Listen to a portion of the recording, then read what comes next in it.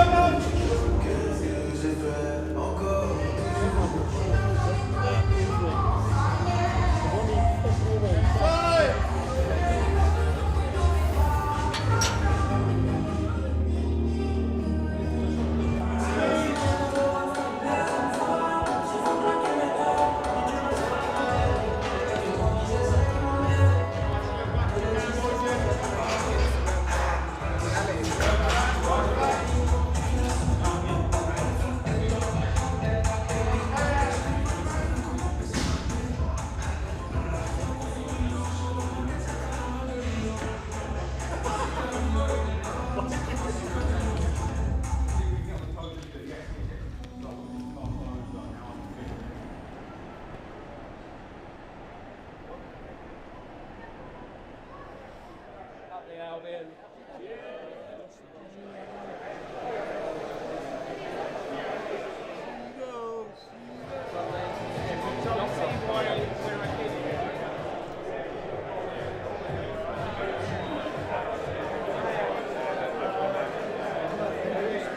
Thank you for coming along nice and early. We have a very special guest coming on this stage in about 5 minutes' time.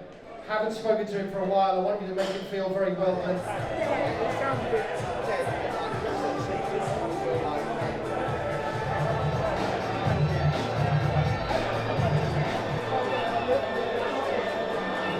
And I want you to give him a huge round of applause as I welcome onto the stage behind me the man who brought us to the Premier League. Please welcome the one and only Hughton.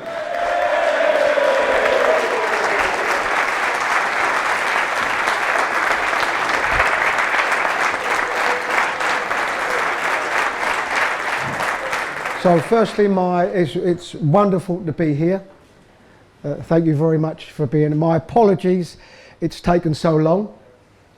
My apologies, but sometimes, as they say, it's better late than never. So, but I have very, very much followed the team over the period of time since I've been away, and it's wonderful, incredibly wonderful to see the direction that the team have taken and the way that the club is run. It's wonderful to see you here. I hope it's a good result today, and I'm of course open to any not so difficult questions. I mean, apart from the big momentous matches that meant something, can you think of a match or a time that was your favourite that you thought, it's all working, they've got it, it's clicking, this is fact, or this was my best match? I mean, it's difficult to pull one. If you ask me unusually this is a game that we didn't win, but if you ask me, probably in my time there, the best atmosphere at the Amex. Actually, I'll tell you what I'd like to do. I would like to just to put it out to everybody. What do they think I'm going to say? 4.5 years at the Amex, and brighter than what I thought. But in my time, particularly that first half atmosphere at the Amex, where for a period of time looked like we could do it, was the best and the loudest in my 4.5 years. If I go back to the players and the resilience of the players and players like Dunkey, and in our game as a manager and as a player, to miss out on promotion the season before, probably on more occasions than not, that team don't do it the following season, because it's hard to regenerate all of those good things that you had the season before. So generally, most occasions it doesn't happen. But we had a group of players that are determined, that they were aggrieved the fact that we never made it the season before, and were desperate to do it again the following season. Not winning the champion, not being champions, not being does that still irk you just a little bit, or? No, no, it doesn't. It doesn't irk me a little bit. It irks me a lot, and I would still say, say on almost everything I say, I never mind saying, because it's not something that I wouldn't say on another occasion. But if I looked at my my managerial career, still to this day, one of my biggest disappointments in my career is not winning the championship title. In amongst you with microphones, so if anyone's got a question that you'd like to ask Chris Hughton, stick your hand up in the air and we'll get your questions out there, your chance to speak to this fantastic manager. Who was the most talented player you coached? I'm trying to think outside of the box.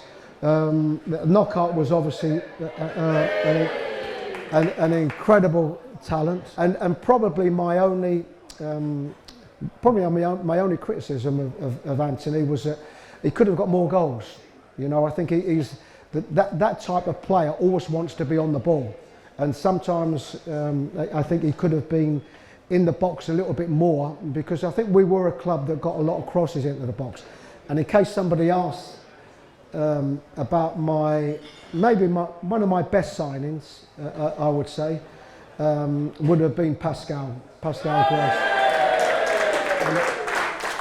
And probably because I think we were just chatting earlier on. I went to see him twice, and the first time I saw him, I knew that he was a big runner. I knew that he was technically a good player, but he wasn't the quickest. So I then went to see him again, and then realised that I think he could have a part to play. In terms of the championship promotion-winning season, what do you think was the most influential signing that you made, or the signing that took you to the next level? And you need a centre forward that you know is going to guarantee you scoring goals. And sometimes there's one individual that falls into place, that it's not difficult. And of course, when Glenn came to the club, it wasn't a difficult one. It's not one that I had to source and scout. You know, it was one that was there, that was quite obviously, that was on your doorstep, that it was a simple yes or no, do you want him? And probably, Glenn will tell you, he probably made that decision himself, that he was coming. So Glenn Murray is a special player to this club, and a special individual that wants to score goals, and wanted to score goals for this club. So of course Glenn really comes into that conversation, very much so, and I think probably even if I didn't want to, Glenn would probably want me to bring that into the conversation. Because I think we all know Glenn, and part of Glenn's aura as a player is his confidence, and he's somebody that I regard as a natural goal scorer, and somebody that's incredibly important to this club's history. It's not a question as such, it's just, I'm sure I speak for everyone here, we wanted to say thank you.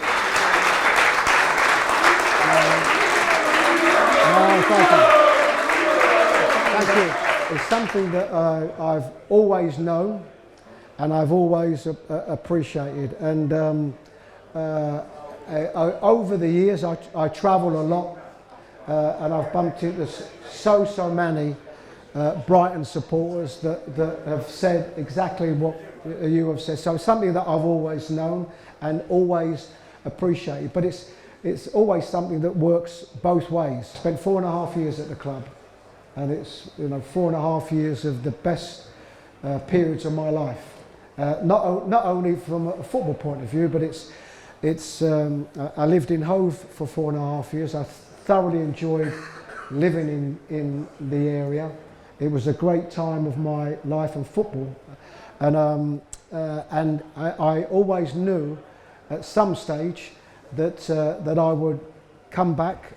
I would see a game and continue to watching games. And I think when it's a big part of your life, then you know it's something that you can't ignore. So. We've got some members of staff up here who are working today, as we always do at the matches, and I'm sure they would agree with me. In the 4.5 years that we had you at the club, Chris, and the 12 years that we've known you, I've got to tell you personally, this guy is one of the nicest, most decent human beings you will ever meet in your life. He's got such a lovely family, and he cares about everyone in the club, and he keeps in touch. So what you did for the club is in the record books. It's not the destination, it's the journey you got us there. It's fantastic, thank you very much indeed. And we're all better for having known you. So thank you very much indeed. Chris Hughton, everybody.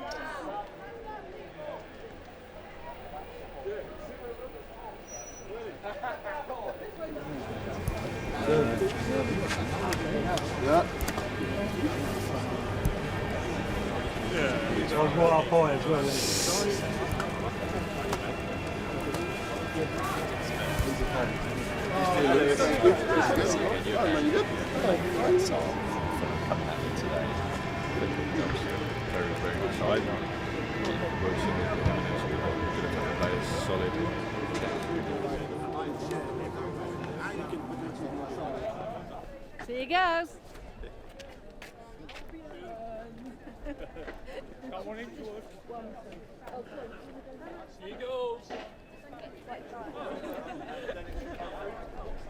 Come on! See you! See you goes.